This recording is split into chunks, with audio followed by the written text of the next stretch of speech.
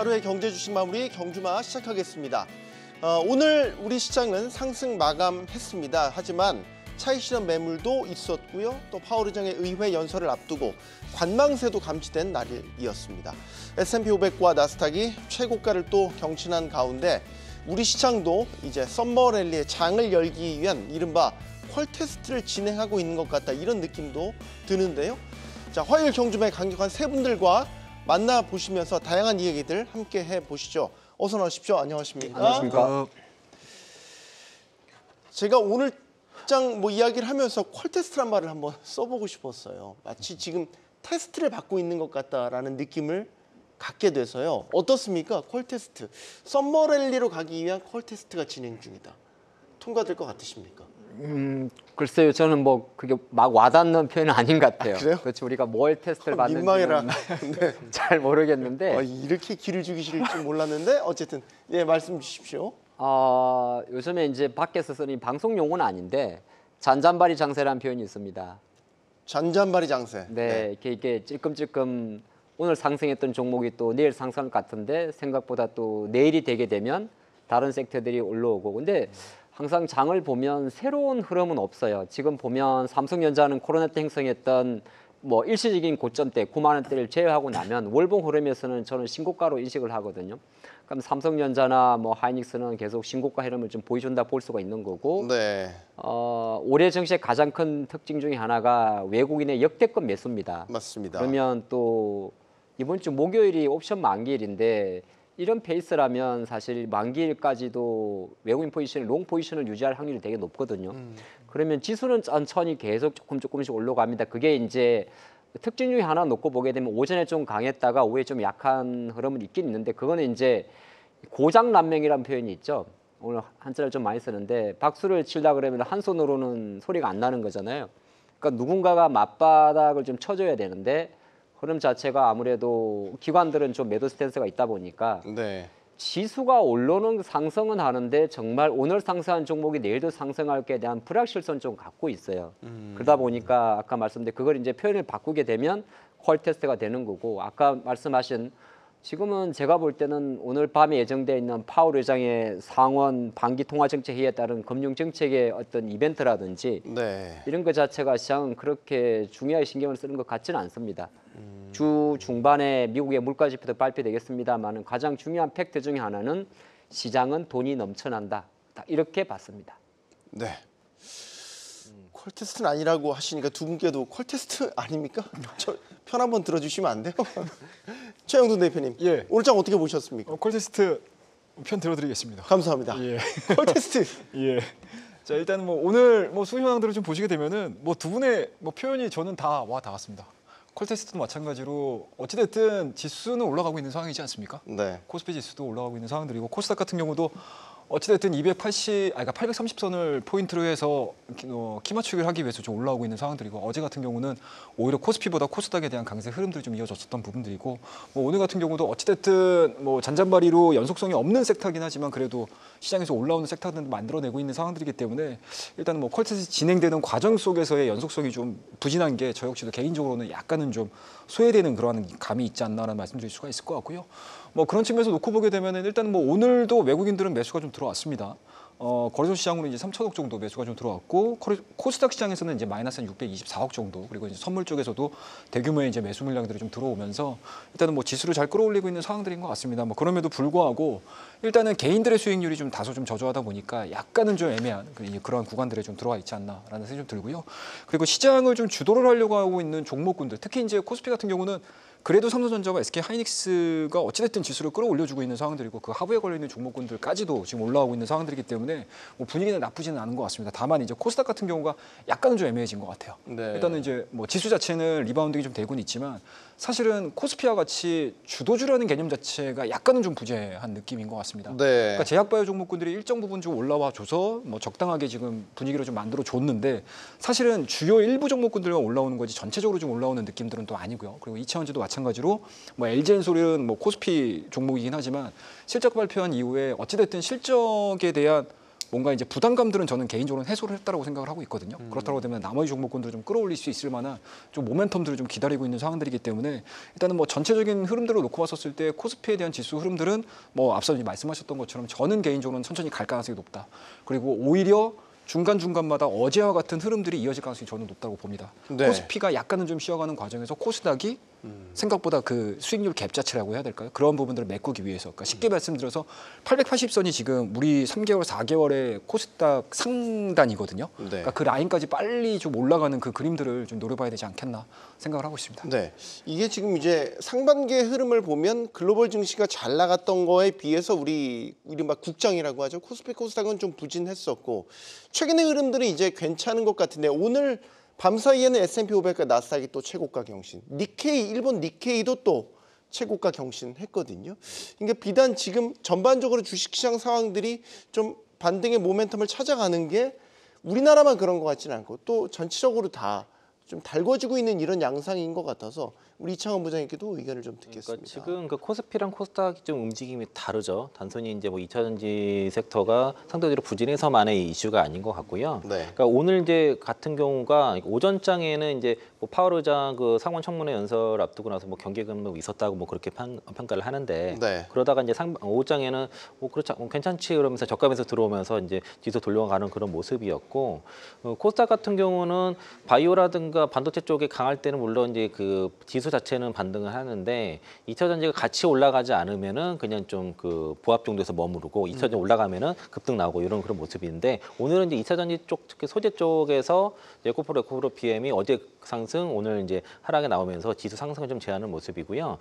그 이제 지난 5월 달과 6월 달에 이제 금수태 이슈가 이제 굉장히 강하게 시행 가능성이 이제 커지면서 코스닥 중소 종목 쪽에서 상당한 자금 이탈이 많이 나왔고 네. 개인 투자자들이 상당히 많이 매도를 또 했습니다. 예. 그리고 이제 사모펀드라든가 투신 이런 기관 쪽에서도 코스닥 중소 종목들을 굉장히 많이 매도를 했고 그리고 최근에 6월 달에 들어서 6월 이제 중순 이후 6월 말 부분에는 코스피 중소형주에서도 매도가 좀 일제 나오면서 그런 중소형주들이 하락폭이 굉장히 가팔랐어요. 이게 이제 금투세 영향이 있었던 것 같고 지금 최근에 이제 민주당에서 일부에서 금투세에 대해서 좀 어떤 만화적인 그런 시그널들이 네. 나오면서 시장에 다시 자금이 좀 다시 유입되는 모습들이 나타나고 있습니다. 그러면서 이제 반등이 나타났고 그리고 이제 예를 들면 코스닥 쪽에서 에코프로라 에코프로 BM 같은 경우가 시가총액 뭐 1위랑 그리고 한 4위 뭐 이렇게 될 텐데 네. 이게 이제 그 에코프로 BM이 6월 달만 해도 그 공매도 잔고가 1조가 넘었거든요. 근데 7월 4일자 기준은 보니까 8,505억 정도였고요. 그리고 에코프로가 6월 달에 많을 때가 공매도 잔고가 6,500억 정도였는데 7월 4일 기준으로 5,800억대까지 줄었습니다. 그러니까 좀 소화가 됐네요. 네, 그러니까 최근에 이제 반등 올라온 게 이게 쇼커버 물량이 좀 들어오고 있는 걸로 보여지고, 그러니까 급등 나오는 날이 쇼커버 물량이 좀 들어오는 날이고 빠진 날은 좀 그 쇼커버가 좀 쉬는 날 이렇게 좀 보시면 좋을 것 같고요. 전체적으로 반등 나올 때 강하게 나오고 쉴 때 좀 덜 떨어지고 이런 모습들이니까 지금 자체는 시장 자체는 좀 안정화되면서 지금 지수에 대한 상방을 좀 열어두는 것 같고 오늘 좀 외국인들과 기관들의 매수 종목들 좀 봤을 때 기관들은 SK 하이닉스에 집중 매수를 좀 하고 있습니다. 왜냐하면 삼성전자의 실적을 보니까 하이닉스 실적 좋겠구나. 25일에 실적 발표하는데 네. 그러다 보니까 하이닉스 쪽에 집중 매수를 하는 모습들이 확실히 보이고요. 외국인들은 삼성전자랑 삼성전자 우선주에 집중 매수를 하는데 오늘 같은 경우는 이것만 사는 게 아니라 그 LG 에너지 솔루션, 삼성 SDI 그리고 이제 이오테크닉스, HB 테크놀로지 이런 것도 사고요. 또 MSCI 편입 가능성이 높은 종목들을 사고 있습니다. 그게 대표적으로 삼천장 제약 그리고 LS 일렉트로닉을 요거 두 개를 사고 있는데 네. 상대적으로 외국인 그 보유 비중이 낮은 삼천장 제약 쪽에 좀 집중 매수를 하는 게 좀 특징적이고 그리고 그 저는 그래서 이제 지금 그 지수 자체는 우리가 이제 연초에 그러니까 지난해 이제 올해 연초에 올해 연말까지 코스피 2,850 넘어가냐 많이 했는데 넘어갔습니다. 예상대로. 넘어갔네요. 네, 넘어갔고요. 그리고 코스피 자체는 이번 주 뭐 옵션 만기 기준으로 외국인들이 과연 삼성전자 쪽에 기술적 매수하는지는 좀 봐야 될 것 같고요. 옵션 만기의 포지션인지 아니면은 과연 저 레거시 반도체 쪽으로 베팅하는지 여부는 이번 주 목요일을 기점으로 해서 판가름이 날 것 같고 그리고 많이 힘들어하신 부분은 2차전 투자적 주로 코스닥 쪽에 2차 전지 대형주를 갖고 계신 분들이 힘들어하실 수 있는데 저는 이제 지금은 이제 제가 5월달에는 뭐 투트랙이라든가 스몰캡 쪽으로 많이 갈아타자 말씀드렸는데 지금은 좀 버티는 타이밍인 것 같고요. 그리고 그 외에 이제 2차 전지 투자를 하신 분들은 최근에 오버행 이슈 때문에 주가가 눌린 종목들이 있거든요. 네. 그런 종목들은 지금 기회가 이제 오고 있는 걸로 보여지고 어제 예를 들면 어제 이제 덕산테크코피아가 오버행 물량이 마지막 소화가 되면서 어제 하락했다가 저점 대비 오늘 10% 하루 만에 10% 올라왔거든요. 저점 대비. 네. 그러니까 그런 쪽에서 기회를 좀 찾으시면 좋을 것 같다라고 말씀드리겠고 그리고 이제 그 지수라든가 섹터 해당 섹터에서 반등이 나오는데 반등이 나오지 않은 종목들이 있어요. 그러니까 그런 경우는 이제 다 같이 빠졌을 때는 그런 종목들은 아무리 뭐 주가가 바닥권이긴 해도 교체 기회로 종목에 대한 교체 포트 압축 교체 기회로 삼으시는 전략이 앞으로 좋을 것 같다라고 보고 있습니다. 네.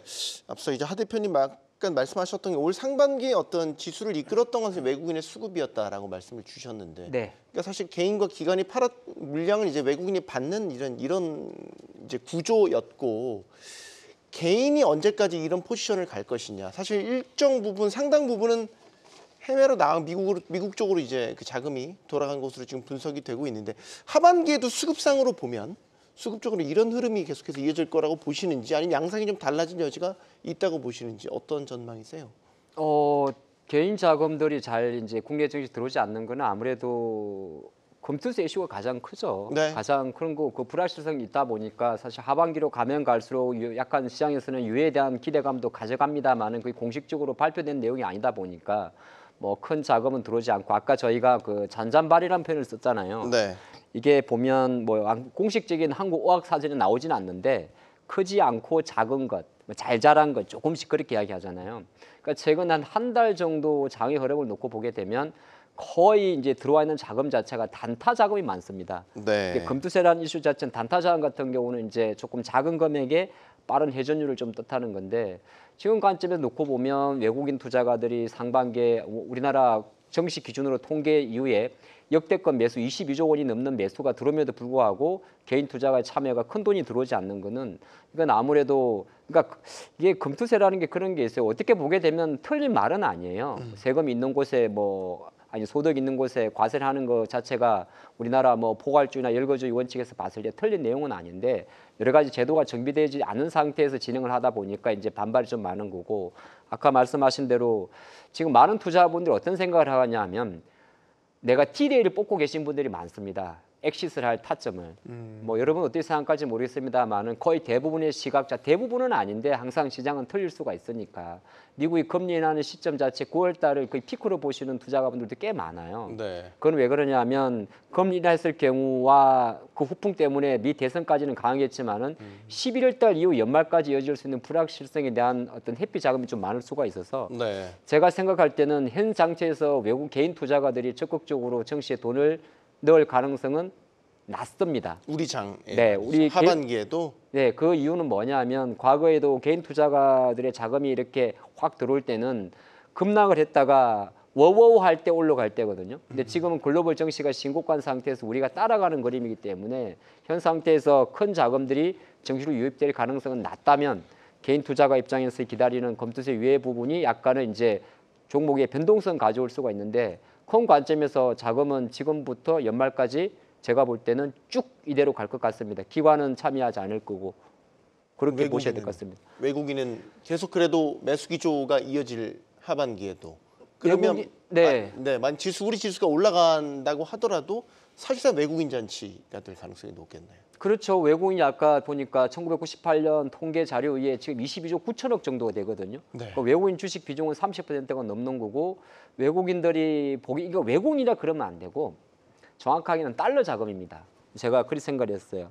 그러니까 달러가 역대급 강세이기 때문에 실제로 미국 외국 투자가 입장에서는 이게 기축 통화의 강점인데 그냥 박앤세일을 하는 거죠. 한편으로 놓고 보게 되면 그래서 최근에 같은 경우도 미국의 달러의 강세가 있기 때문에 제가 생각할 때는 외국인 투자가들이 뭐 파생은 파생인들은 마찬가지고 지금 보면 주식 같은 경우도 역대급으로 매수가 될 가능성이 높아서 이 외국인 주도의 장은 계속된다면 대형주 위주의 장 오늘 장도 그래요. 딱 시가총액 상위 놓고 보게 되면 전기전자 업종은 강한 거거든요. 그러니까 테슬라가 실적이 잘 나왔으면 엔솔이 올라야 되고 엔솔이 실적 발표에서 이제 정권사의 매도 리포트는 되게 둔감하단 말이에요. 근데 움직이는 중소형주는 밸류 체인으로 연결이 안 되니까 큰 자금이 큰 종목만 사는 거죠. 그런 관점에서는 제가 잠깐 말씀드렸습니다만은 지금은 두 가지 선택을 해야 되는데 그냥 대형주를 사서 묻어두거나 네. 시가총액 상위 테크주를 말하는 거고 아니면은 지수 자체를 사버려야 됩니다. 금투세 문제가 해결된다면 만약에 전격적으로 하반기 중에 금투세가 뭐 유예가 된다라든지 아니면은 뭐 완화에 대한 확실한 어떤 개편이 이루어진다라든지 한다면 물론 조건입니다만 네, 근데 주식을 그렇게 기다리다가 우리가 지금 6개월 동안 피말리고 있어서 많이 내려놨고 많이 내려놨고 네.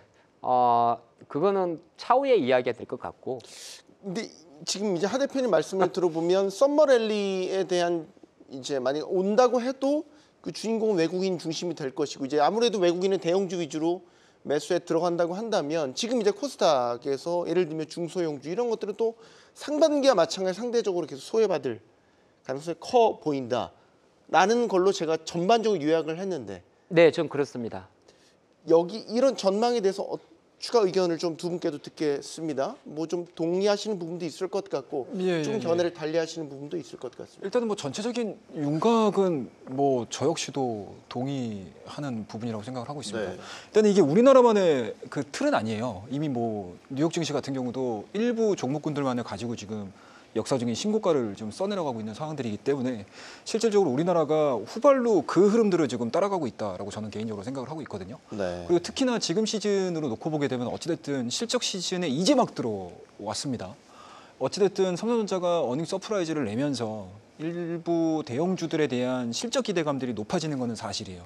특히 SK 하이닉스 같은 경우는 사실은 제가 지난주에도 잠깐 말씀드리긴 했지만 저는 개인적으로 약간 좀 다르게 생각했었던 부분들이 좀 있었거든요.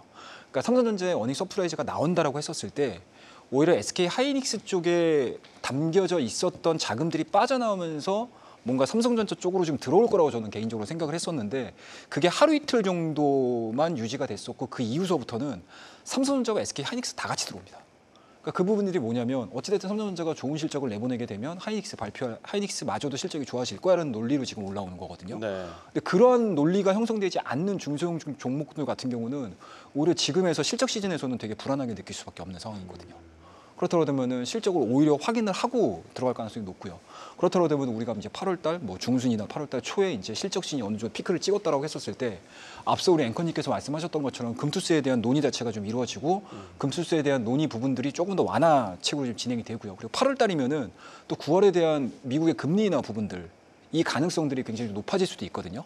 그러니까 이게 지금 시장에서에 대한 기대감들이 금리 인하와 금투세까지 같이 묶여버린다라고 하게 되면은 그때 정도 돼가지고 이제 중소형 종목군들이 바닥을 좀 잡을 수 있는 그런 타이밍들로 활용을 하는 게 좀 맞지 않나라는 생각이 좀 들고 여기서 둘 중에 하나가 다 깨진다라고 하게 되면 중소형 종목군들은 외국인들이 잘 매수를 안 합니다. 기관도 네. 매수를 잘 안 해요. 그렇다고 되면 여전히 우리나라 시총 상위 쪽, 그러니까 앞서 이제 말씀하셨던 것처럼 최근에 한 1, 2주 정도의 종합주가지수를 전체적인 이제 시총 상위주들을 순위대로 쭉 열거해 놓고 보시게 되면은 얘네들끼리만 움직여요. 1위부터 10위 정도까지만. 그리고 그 지수도 마찬가지로 1위에서 10위 정도가 어느 정도 받쳐줘야지만 지수가 레벨업이 되고 뭐 빠지거나 뭐 좋은 반응을 보여주는 상황이기 때문에 아마 이 큰 그림들은 진행이 될 가능성이 높고 그리고 그 이후에 중소형 종목군들 같은 경우는 뭐 오늘도 보시면 아시겠지만 원전주도 같은 경우가 뭐 수주가 될지 안 될지 우리가 모르지 않습니까? 근데 일정적인 부분들 자체가 지금 남아있는 상황들이니까 이러한 기대감들에 들어오는 자금들 정도로 트레이딩이 좀 이루어지지 않겠나 저는 개인적으로 생각을 하고 있습니다. 그러니까 수급적으로는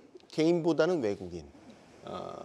뭐 종목 사이즈로 본다면 중소형주보다는 대형주. 어떻게 상반기와 판반기 같은 이런 양상들이 반복될 여지가 그렇죠. 크다. 예, 예. 이창환 부장님께도 의견을 듣겠습니다. 그러니까 지금 그 매매를 주로 뭐 그 올라가는 섹터를 예상해서 순환매를 노리시는 분들은 이제 뭐 그 매매도 되기 마련인데 근데 이제 그렇게 쫓아가다 보면은 지금 장이 좀 만만치 않은 장이에요. 그렇게 하기에는 그러니까 오늘 올라갔던 종목이 내일 올라가는 보장이 없기 때문에 그래서 그런 것보다도 지금 좀 어차피 지금 길게 투자의 시기를 좀 길게 보고 그러니까 단기 투자 관점에서 내가 좀 그 보던 종목들이 연계도 좀 업사이드 그러니까 밸류에이션 해가지고 업사이드가 높게 종목들이 조정 나오게 되면은 사실 그런 걸 우리 반가워해야 되거든요. 내가 살 수 있는 기회를 주기 때문에 그리고 또 그를 통해서 비중을 또 많이 실을 수 있는 기회가 나타나고 그게 나중에 상승으로 전환됐을 때는 그게 순수로 가니까 지금을 해서 생각을 이제 투자 시계를 좀 너무 단기적인 여름 썸머랠리 이런 거를 노리는 시기보다도 좀 길게 가져갈 필요가 있는 시점인 것 같고요. 그러니까 시장 자체는 좀 믿으셔도 될 것 같습니다. 이제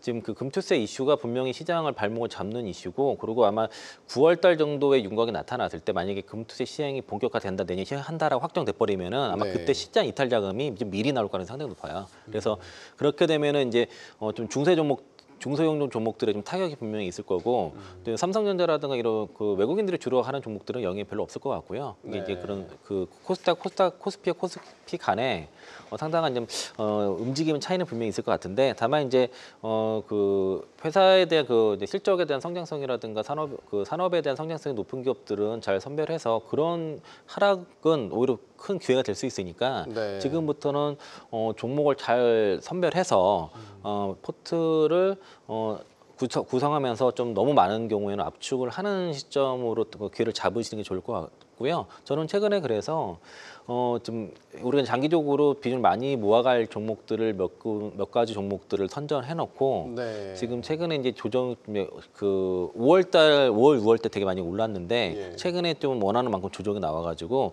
그런 종목들을 좀 전략적으로 좀 모아가고 있습니다. 조금만 소개해 주세요. 우리 이렇게 감질만나게 모아가고 있습니다.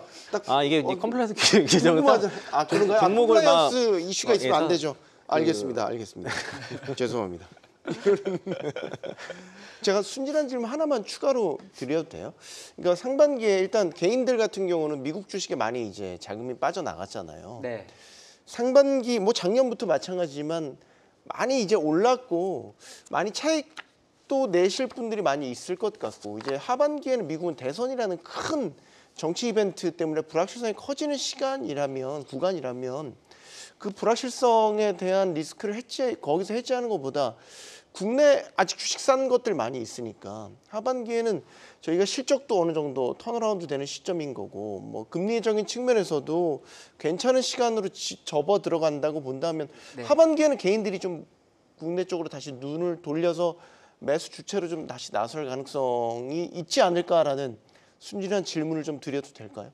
근데 그 정시의 기준 자체가 가장 신고가 종목이 가장 강하다는 거잖아요.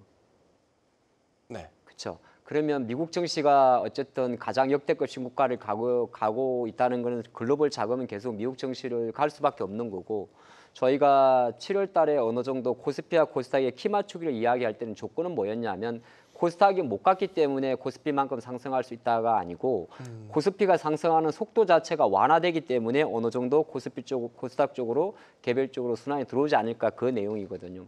그런 관점에 놓고 본다면 코스닥 자금은 대부분이 개인 투자가들이 들어오는 자금입니다. 전체 하루 거래량이 한 80% 정도가 개인들 자금인데 이쪽에서 들어올 수 있는 섹터가 딱 3가지 정도가 있습니다. 그게 하나가 바이오고 2차 전지고 반도체인데, 일단은 반도체 바이오 같은 경우는 실제로 코스닥에 지금 860선 지수를 가장 주도를 하고 있습니다. 네. 근데 이제 반도체 같은 경우는 코스닥 시가총액 상위 종목에 있는 반도체 같은 경우는 실제적으로 테크윙 정도만 10위권 내 종목을 빼고 나면 20위권 내 빼고 나면 전부 다 좀 밀려 있습니다. 네. 밀려 있는 상황이고, 그럼 2차 전지가 남아 있는데 2차 전지 같은 경우는 실제적으로 아직까지는 그 검투세라든지 이런 결과적으로 2차 전지는 한편으로 놓고 보게 되면은 바닥을 논하는 시점인데 시장은 그거잖아요. 수요가 몰리는 곳이 있다. 수요가 몰리는 게 반도체로 몰리기 때문에 결과적으로 반도체가 속도가 좀 둔해지면 일시적으로 들어오고, 그게 아니다 그러면 또 멈추는 그림이거든요. 그러니까 어쩔 수 없이 글로벌 자금 자체가 가장 신고가로 가기 때문에 개인 투자가분 입장에서 코스닥식에서 하반기로 갈수록 무조건 좋아진다는 논리는 좀 어려울 것 같고, 아까도 네. 말씀드렸는데 미국도 S&P 500 중에서 매그니피센트 7종목의 지수 영향력이 60%까지 올라가요. 네. 근데 이거는 글로벌 트렌드이라서 똑같습니다. 우리가 일본을 부러워할 필요도 없고, 일본 니케이 지수 같은 경우도 상위 특정 종목들의 강세거든요. 이게 글로벌 24년도 증시의 모든 트렌드라면 한편으로는 막연하게 키 맞추기가 이루어질 것이다, 그런 생각보다는 지금은 딱 어떻게 해야 되느냐, 코로나 때 했던 2020년 6월달, 7월달 장세를 한번 기억해 보시면서 끌고 가야 됩니다. 다시 한번 리뷰해야 코로나 때 2020년도 6월, 7월달이 어떤 장이었냐면 우리나라 지수가 거의 1,500포인트까지 떨어졌다가 올라왔을 때거든요. 그리고 나서 한 6, 7월 정도 바박바박 기다가 하반기 막판 올랐었는데, 그때가 제가 생각해 보면은 그냥 지금 같은 약간 무지성이란 표현이 좀 어떨지 모르겠지만은 그러니까 대형주 다 놀러 가는 종목들은 그냥 열어놔야 돼요. 그러니까 아까 말씀하신 대로 두 가지 선택을 해야 되는데 내가 짧게 삿발삿발 하실 분들은 생각보다 어렵습니다. 요즘에 수익 난다는 사람들은 계좌 열어보면 거의 다 구라가 많습니다. 잘못된 게. 거짓이 많다 표현으로 순화를 부탁드리겠습니다. 예, 이게 생방이다 보니까 양해를 좀.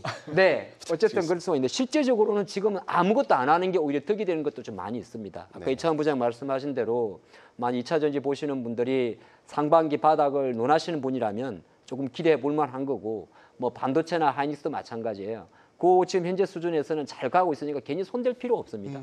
지금 그렇게 말씀드리고 싶습니다. 네. 반도체 이야기가 나왔으니까 이제 지난주에 삼성전자 실적이 뭐 아주 뭐 어닝 서프라이즈로 나왔죠. 8조도 아니고 9조도 아니고 10조를 일단 영업이익을 찍어내는 뭐 이런 실적 성적표를 내놨으니까요.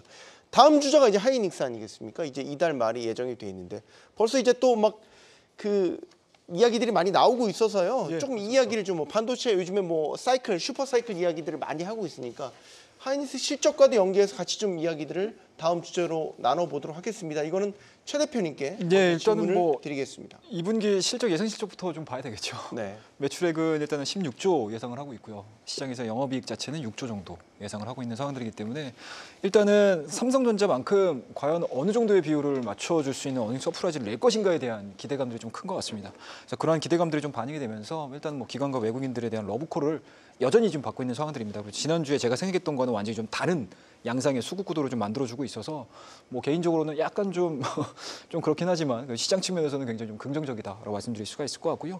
일단은 뭐 15% 정도 출하량 증가가 되는 부분들 그리고 ASP 상승도 여전히 진행이 되고 있는 모습들이고요. 평균 판매 단가 예, 그렇습니다. 그리고 여기서만 끝나는 것이 아니고 3분기, 4분기에 대한 실적 부분들까지도 진행이 되고 있는 상황들입니다. 그리고 일정 부분 삼성전자가 HBM3E 시장으로 좀 들어오는다라고 했었을 때 얻을 수 있는, 그러니까 뭐라고 해야 될까? 마이너스 요인이겠죠. 뭐 그런 부분들에 대해서도 시장에서는 생각을 안 하는 건 아닌데요. 오히려 그 생각을 했던 부분들이 지금은 좀 많이 바뀌는 것 같아요. 네. 올해 4분기까지 또는 2024년도, 내년도 2025년도 초반기까지는 그래도 SK 하이닉스의 지위 자체가 흔들릴 가능성은 거의 없다.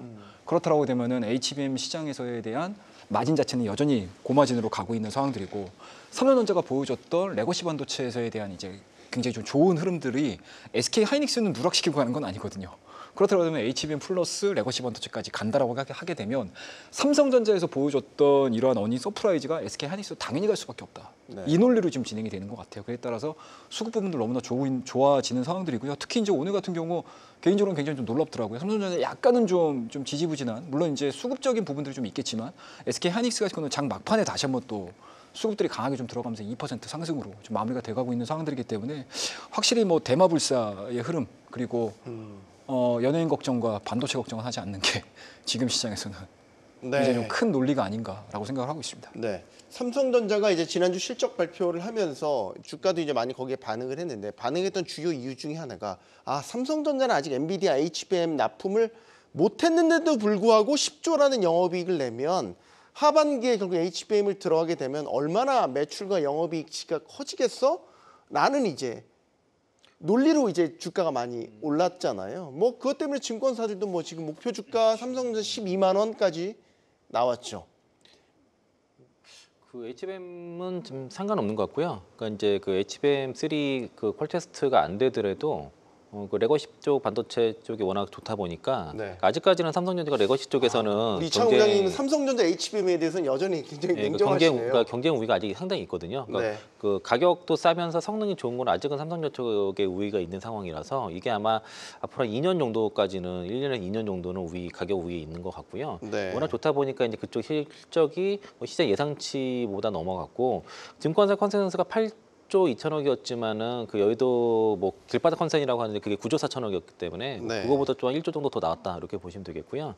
이게 HBM 쪽에서는 만약에 퀄 테스트를 통과하더라도 문제는 수율 때문에 여기서는 대규모 적자가 불가피하기 때문에 그게 이제 매출은 올라가도 이익에는 기여하지 가능성은 별로 없다라고 보시면 되겠고요. 그리고 일단 지금은 그 퀄 테스트는 당분간 일단 접으세요. 이게 당장은 어려울 거예요. 왜냐하면은 아직까지는 하이닉스 캐파만으로도 엔비디아가 이제 최대 만들 수 있는 양을 다 충분히 충당하고 그리고 만약에 SK 하이닉스가 그 HBM 쪽에서의 증설이 끝나게 되면은 네. 사실상 삼성전자가 진입할 수 있는 길이 거의 막혔다고 그렇게 좀 들었습니다. 실제로 이제 삼성전자에서 SK 하이닉스 쪽으로 이직하시는 연구원을 통해서 전달해 들었고요.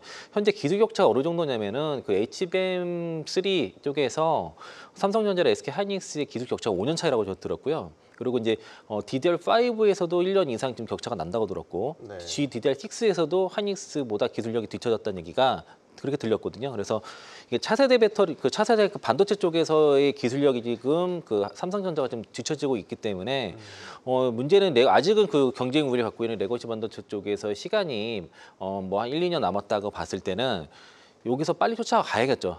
그래서 지금 뭐 HBM3, HBM4에서는 지금 하이브리드 본딩을 시도를 하고 있고, 그리고 자체적으로 지금 그 MR 버프 쪽에 소재를 좀 개발을 하고 있거든요. 그러니까 네. 그 나믹스사를 통해서 하이닉스가 지금 5년 독점 계열했기 때문에 거기를 쓸 수 없다 보니까 그거를 대체할 수 있는 소재를 개발 중이라서 일단 하이브리드 본딩을 해보고 안 되면은 MR 버프 쪽으로 지금 전환을 하려고 지금 하고 있어서 이게 지금 중요합니다. 삼성전자는 반드시 지금 하이브리드 본딩을 성공시켜야 돼요. 그러지 않고서는 이거를 그 HBM 시장에서 이거 따라갈 방법이 없기 때문에 이거는 삼성전자의 앞으로의 몫이다라고 좀 볼 수 있겠습니다. 일단 삼성전자 주가가 앞으로 형성되는 거에 있어서 이창환 부장님은 일단 HBM에 대한 이슈는 좀 냉정하고 보수적으로 판단을 하고 계시는 것 같고요. 하 대표님. 네.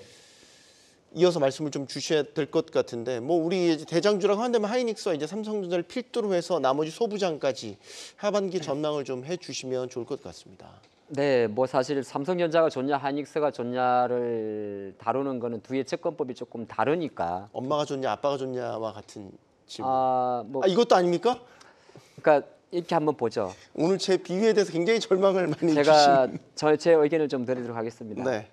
얼마 전에 삼성전자의 추정치 10조 4천억 정도가 발표됐잖아요. 네. 뭐 재고재산 평가액도 충당금까지 한입한다고 하더라도 단순 계산해 보면 반도체에서 6.5조 원 정도가 전망이 되는 거거든요. 그렇죠. 그러면 그 계산법을 통해 가지고 하이닉스의 지금 추정치가 6조 원대라면 1분기 2조 8천억 합치면 대략 9조 원 나옵니다.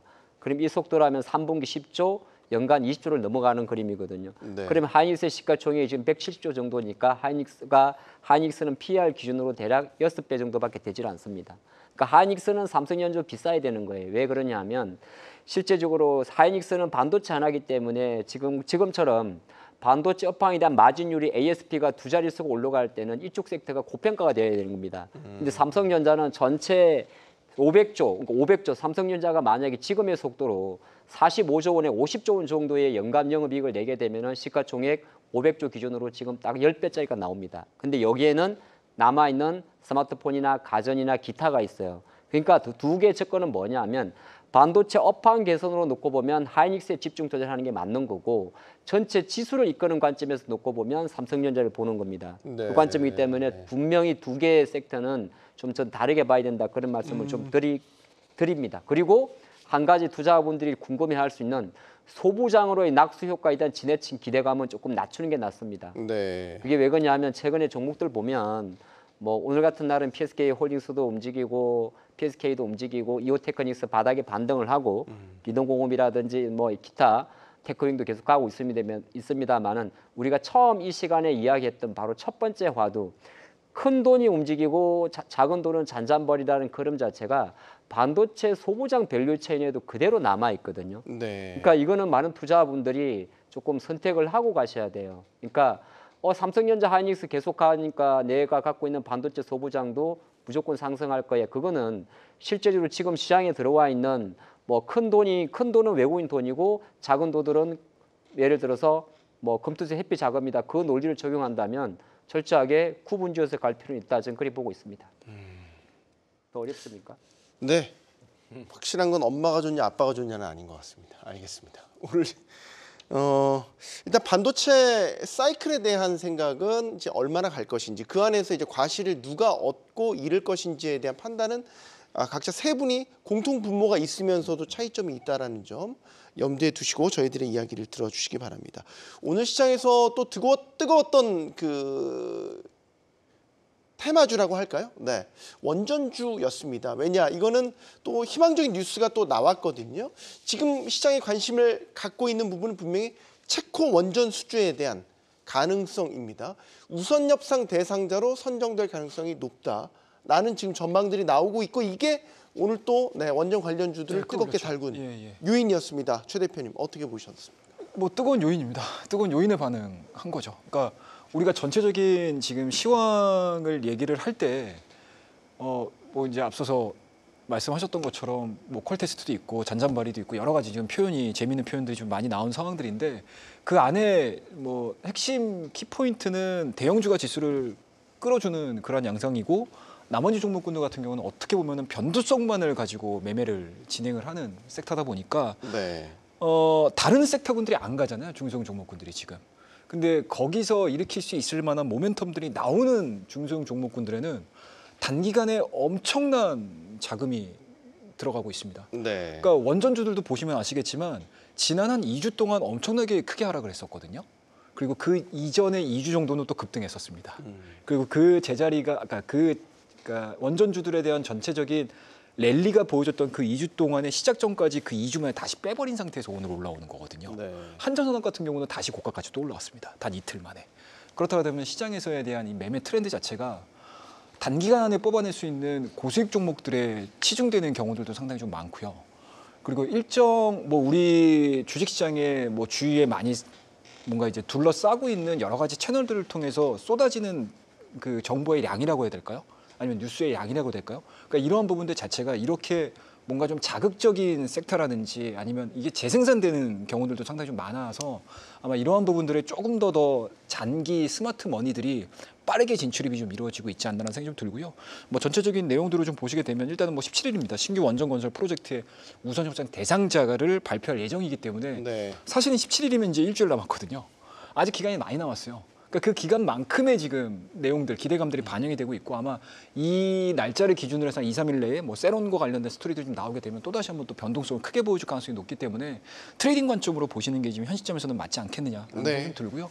뭐 그런 부분들이 아마 이러한 논리들로 움직이는 섹터들이 오늘 IT 쪽에도 상당히 좀 많았었고요. 앞으로도 계속 이러한 섹터들이 나올 가능성이 높다라고 보시면 좋을 것 같습니다. 특히 실적 시즌 더 그럴 것 같아요. 트레이딩 관점에서만 대응을 하는 게 맞을 것 같다. 이창원 부장님. 지금 그 30조 얘기가 그 우리 팀코리아가 이제 그 30조 정도 비용 들여서 그 건설하겠다는 게 그 거긴 거고. 내기를 이제 건설. 그리고 이제 그 뭐 프랑스 EDF 같은 경우가 뭐 거의 2배 정도 얘기가 있더라고요. 그래서 이제 그 건설비도 작고 그리고 시공 날짜도 잘 맞춘 게 이제 우리 장점이라는 얘기였는데 여기서 이제 그 30조 중에서 이제 시공비는 한 19조 4천억 정도 예상하고 있고 여기에 이제 두산 에너빌리티, 한전기술, 한전산업이 이제 나눠 갖는 구조 이렇게 되는 것 같고요.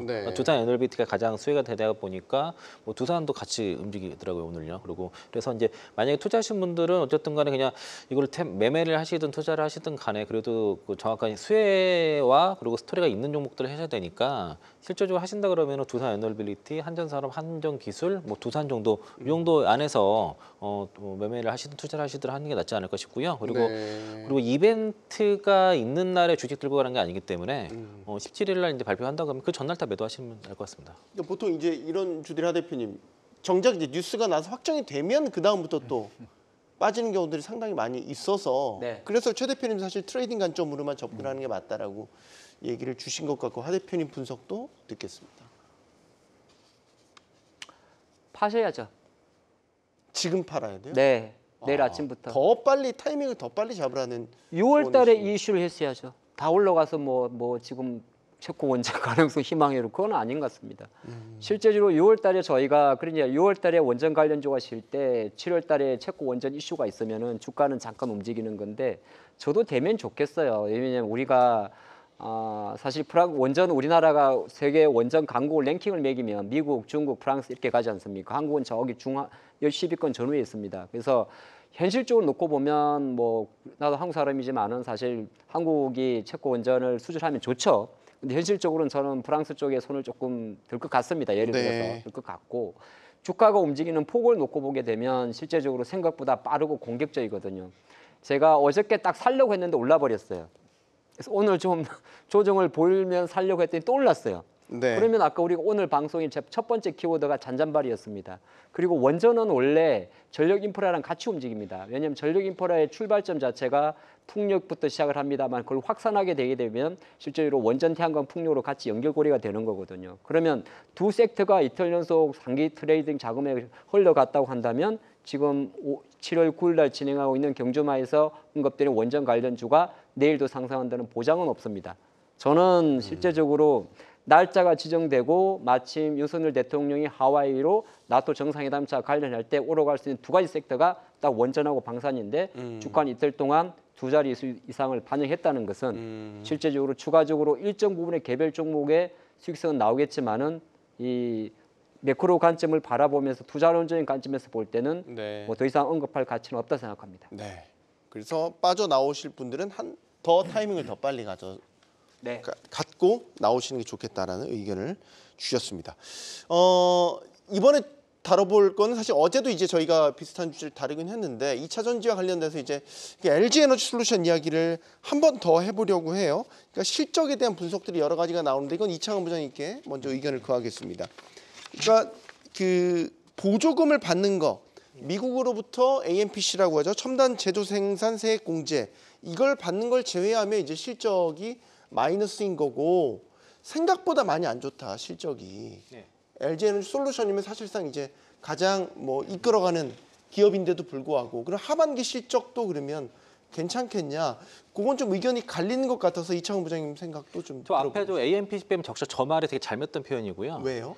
그러니까 AMPC도 영업이익이에요. 그러니까 포함돼서 얘기한 거고 뺄 이유가 없는 거고 저거 이제 그 구분을 짓는 거는 엔소리 그거를 별도 구분해서 얘기를 해주기 때문인데 네. 그러니까 두 가지 의미가 있습니다. 그러니까 첫 번째로 그러면 그 AMPC 빼고 본업이 어떡하나 이걸 평가를 하는 건데 잘 생각해 보시면 그 중국 같은 경우가 배터리 기업들이 전기차 포함해서 지난 한 15년간 321조 그 보조금을 받았지 않습니까? 그러면은 CATL이라든가 비아드 같은 경우에 그 보조금 빼고 영업이익 계산하지 않거든요. 어느 누구도 그렇게 분석하지 않습니다. 그리고 그 기업에 대한 평가를 할 때는 물론 이제 그 가장 중요한 건 본업에 대한 경쟁력 강화 중요한데 그 AMPC가 있기 때문에 그 투자를 하는 것이고 출하량이 늘면 그만큼 AMPC가 증가를 하는 구조예요. 그렇기 때문에 이제 그거를 이제 별도로 놓고서 AMPC는 뭐 좀 그 뭐 이익의 질이 안 좋다 이런 식으로 평가하는 거는 좀 잘못된 표현이라 생각하고 있고요. 네. 다만 이제 이게 그 이미 그 지난해 10월달 UAW 파업 때 회사에서 내부적으로 올해 영업이 한 2조 정도라고 대충 가이던스가 있었습니다, 사실은. 근데 네. 그때 당시에 증권가에서는 올해 LG 에너지 솔루션 영업이익을 5조 3천억 정도 봤었고요. 올해 연초에도 3조 5천억을 봤는데 저는 이제 대충 2조 정도 올해 나올 거라고 이제 들었기 때문에 속으로 어떻게 생각했냐면은 아 증권사 컨센서스가 2조 정도까지 내려오면은 바닥 쳤겠구나 싶었고요. 최근에 LG 에너지 솔루션 평균 컨센서스가 2조 1,000이고 이번에 이제 삼성증권에서는 뭐 1,600억까지 올해 낮췄기 때문에 2조 밑으로 평균 컨센서스가 떨어질 거예요. 그러면은 이제 실적 컨센서스 자체는 바닥에 왔다고 보시면 되겠고요. 원래 2024년부터 2026년까지 LG 에너지 솔루션이 이제 북미라든가 이제 유럽까지 다 총 출하될 양이 그 대형 셀 말입니다. 그 원통형 배터리랑 ESS 빼고 10억 셀이요. 10억 셀이었는데 유럽 쪽의 출하량이 줄면서 이제 9억 셀로 이제 그 나갈 물량이 이제 줄어들었고요. 이제 9억 셀이 확정된 물량이라고 그렇게 보시면 되겠습니다. 그래서 그러니까 이제 이게 이제 그 물량 자체가 엄청나게 크게 막 뭐 변화가 있는 게 아니에요. 가격에 의해서 이제 그 광물 가격이랑 이런 것들에 의해서 좀 변화가 있는 것이고 추가적으로는 원통형 배터리 이게 소형 전지라고 하죠. 이 부분과 이제 ESS 쪽에서의 어떻게 이제 성장이 나오냐에 따라서 좀 더 변화가 있을 거라 보시면 좋을 것 같고요. 그러니까 지금 나온 실적 자체는 이제 원래 지난해 하반기 예상했던 바닥권에 왔다라고 보시면 될 것 같습니다. 그러니까 실적은 바닥을 찍었다 이렇게 보시는 게 저는 맞다고 생각이 들고요. 그래서 이제 그렇게 되고 업황의 바닥이 좀 다른 거는 그러니까 2분기가 실적 바닥과 업황 바닥으로 봤는데 다소 좀 아쉬운 거는 북미 쪽에서의 전기차 성장이 예상보다 좀 더디기 때문에 3분기까지는 그런 업황의 바닥은 연결이 되는 것 같고 다만 주가의 바닥은 이제 나왔다라고 저는 이렇게 판단하고 있기 때문에 만약에 지금 대형주 위주로 갖고 계신 분들은 지금부터는 뭐 좀 잘 버티시는 전략이 좀 나을 것 같고요. 그리고 이제 내가 하루하루 주식을 시세를 보면서 아 이게 언제 올라가나 이렇게 고민하신 분들은 보면은 일부를 뭐 소형 중소형주가 스몰캡 종목에서 업사이드 큰 종목으로 같이 일부 이동하면서 투트랙 전략으로 가시던가 네. 아니면은 내가 뭐 26년까지 가져가겠다 하신 분들은 뭐 지금 저가 매수해서 평단 낮추는 전략도 괜찮다 말하고 말씀드리겠습니다.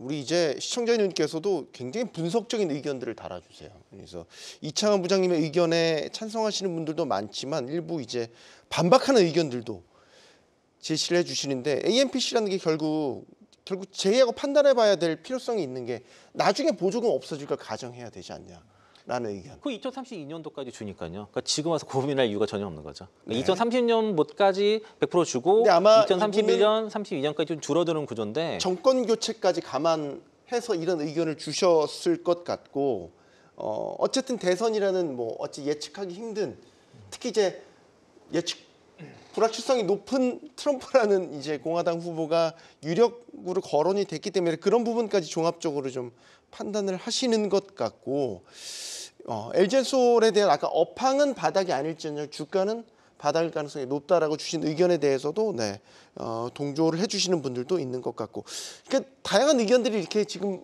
2차 전지와 관련돼서 이제 나오고 있다라는 거는 그만큼 참 판단이 힘든 시장인 것 같다는 생각도 들고요. 하 대표님, 네. 이런 얘기는 어떠세요? LG에너솔도 최근에 이제 있었던 소식 중에서 이건 또 이 부장이 이따가 좀 다시 한번 여쭤보긴 할 텐데 애리조나 공장도 사실 지금 중단이 된 소식도 전해졌었고요. 네. 근데 이제 주가는 보면 최근에 또 이제 오름세를 보였고 말씀하신 대로 이제 업황과 주가는 좀 같이 가진 않는 이런 모양새를 보였단 말이죠. 중단이라기보다는 사실 이제 속도 조절이라는 표현이 맞는 것 같고요. 네. 속도 조절이 되는 거 투자에 대한 왜냐하면 수요에 대한 불확실성이 좀 있다 보면 애리조나 공장 같은 경우도 뭐 ESS용이라고 합니다만은 속도 조절이 필요한 거고 네. 아까 맞아 이게 아마 국내만 이런 단어를 쓸 거예요. AMPC 빼면 적자. 근데 물론 이제 해석하는 관점에 따라 다른 거거든요. 우리가 삼성전자 10조 4천억의 영업이익에도 재고자산 평가 환입이 있잖아요. 네. 그러니까 이익을 실적을 평가할 때는 재고자산이나 중소회사들은 파생상품 투자 손익에 따라 환율에 따라서 등락을 좀 보이겠는데 그만큼 2차 전지 이제 AMPC라는 거가 중요하기 때문에 아마 그 부분을 국내 많은 언론사나 정권사는 타이틀을 사용하는 것 같고 네. 가장 관건은 뭐냐하면 대부분 24년도 접어들어서 이 1H가 대부분 상반기 바닥이라고 했었어요. 그러니까 1분기 상반기 기준이죠. 지금 정권사에서 바라보는 3분기에 대한 LG엔솔에 대한 전망치는 영업이익이 대략 7천대까지 올라가거든요. 그러면 우리가 보는 관점에서는 우리 그래 두 가지를 하지 않습니까? 하나가 GM 쪽 라인이 되는 거고 북미 속도가 되는 거고 하나가 이제 중저가 보급 전기차의 확산 속도인데 이것 자체가 하반기부터 조금 빨라지게 되고 실제 25년도 갔을 때 이제 모든 라인업이 좀 강화되게 한다면 이게 예전처럼 반도체처럼 ASP가 올라가서 2차전지 관련 기업들의 그 실적이 막 좋아질 것 같지는 않아요. 네. 결정적으로 규모의 경제 효과가 있기 때문에 상당히 긴 시간이 필요할 겁니다. 긴 시간이 필요할 건데 제가 바라보는 관점에서는 시장에서 너무 지나치게 트럼프 배터리 안 돼 이런 쪽으로 몰아가는 것 자체는 아직은 아니지 않나 생각을 하는 겁니다. 네. 예, 그런 관점으로 보시면 일단 숫자만 놓고 봤을 때는 LG엔솔의 실적 자체는 나쁘지 않았다 정글이 평가합니다. 최 대표님 네. 짧게 지금 시간이 없어서 이창환 부장님께 추가 의견은 다음 주에 듣겠습니다. 죄송합니다. 시간이 없어서 최 대표님 짧게 부탁드립니다. 일단은 뭐 실적에 대해서 우려했던 부분들은 지난주에 제가 말씀드렸기 때문에 일단은 뭐 저도 마찬가지로 예상했던 실적이었기 때문에 그렇게 놀랍지는 않다라고 생각이 좀 들고요. 다만 그 이후에 주가의 추이를 좀 보셔야 될 것 같아요. 일단 뭐 추가적인 하락세가 없는 상태에서 네. 어찌됐든 하나의 뭔가 이제 허들을 좀 넘었다고 저는 생각을 하고 있거든요. 그렇다고 하면 시장에서 만약에 2분기 실적이 발표된 시점에서 더 안 좋아질 거라고 하게 되면 주가는 충격을 받아가지고 더 빠지는 게 맞아요. 근데 최근 들어서 LG엔솔 물론 이제 다른 양극재나 음극재나 뭐 기타 소재 같은 경우는 아직 실적 예고가 지금 남아 있는 상태이기 때문에 아마 LG엔솔과 같은 모습들을 좀 보여줄 가능성은 좀 낮다고 저는 생각을 하고 있고요. 시기적인 부분들로. 네. 근데 LG엔솔에 대한 움직임들만 놓고 봐서는 어찌됐든 뭔가 불확실성에 대한 해소 부분들은 하나를 했기 때문에 향후에 이제 뭐 북미 시장 쪽에서 보여주고 있는 퍼포먼스가 과연 어떻게 나올 것인가에 대해서 계속 좀 추적을 하면서 진행을 하셔야 된다라고 저는 생각을 하고 있고요. 네. 뭐 지금은 뭐 저도 이제 뭐 이차전지에 대해서 뭐 댓글도 많이 다실 분들도 계실 수 있으실 것 같기는 한데 뭐 여전히 뭐 중립적인 관점입니다. 다만 이제 주가에 대한 움직임들은 어찌됐든 뭐 코스닥 지수를 뭐 800 높아 뭐 880이든 900이든 끌어올려야 된다고 하게 되면 이차전지 자체는 한 축을 좀 담당하고 있는 상황들이어서 LG엔솔이 이러한 모습으로 좀 보여준다고 하게 되면 나머지 종목군들도 끌고 올라올 수 있는 가능성이 좀 있기 때문에 뭐 계속 지금은 좀 관찰할 시기다라고 말씀드리도록 하겠습니다. 네. 격렬한 토론을 통해서 최적의 해법을 찾아내는 게 저희 경주마의 또 장점이니까요. 많이들 의견 올려주시면 좋겠습니다. 하반기 경주마의 빅이벤트 계속해서 전해드리고 있는데요. 자, 저희 경주마를 직접 만나보실 수 있는 기회가 있습니다. 오는 13일입니다. 그러니까 이번 주 토요일이 되겠습니다. 경주마 오프라인 공개방송이 예정돼 있습니다. 경제와 증시 최정의 전문가들이 무려 3부에 걸쳐서 속 시원한 진단과 해법 제시해드리니까요. 꼭 많이 참여해 주시기를 바라겠습니다. 오늘 장도 수고 많으셨습니다. 경주마였습니다.